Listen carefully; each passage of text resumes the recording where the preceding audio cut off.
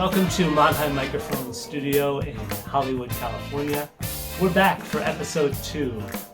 Last week on episode 1, we were talking about the Decca tree recording technique.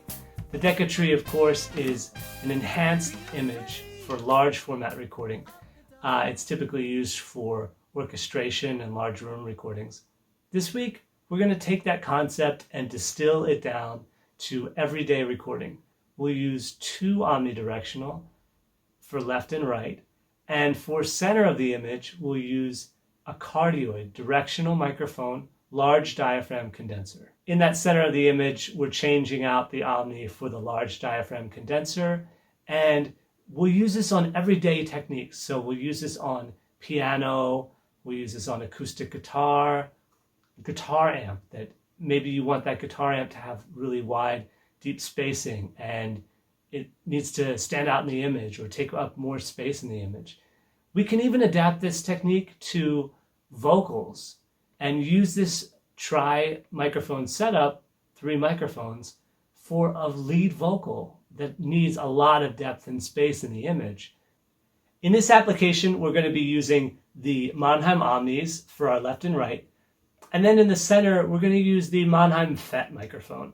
You can use another large diaphragm condenser microphone, depending on what kind of coloration or response you're looking for. Another microphone that might be used is a 414, typically a vintage or an older 414 tends to perform well. Other microphones that I've seen used include a tube microphone with a really dynamic response, so like something like a U47 or a 251.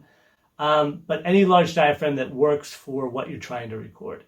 The main thing is adding in these left and right stereo fixtures behind that large diaphragm center can act to enhance things spatially well beyond what you're normally used to.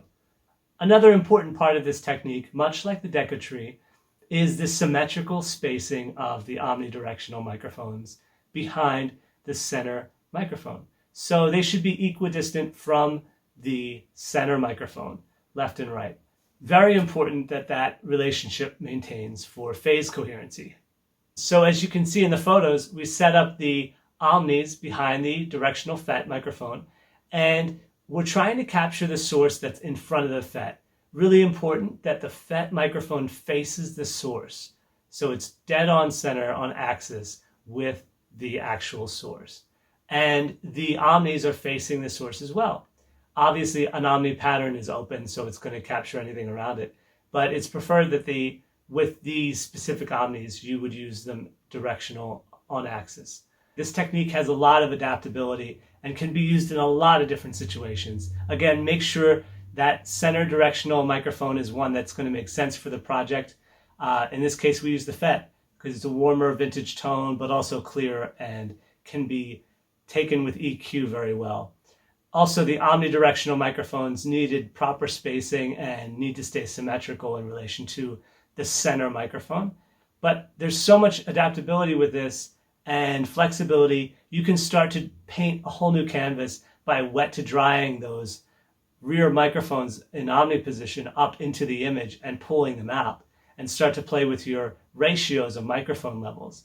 Thanks for joining us. As always, be sure to share, like, and subscribe, and reach out to us about your techniques and your feedback. We love hearing from you guys, and we love the feedback and responses that you give us.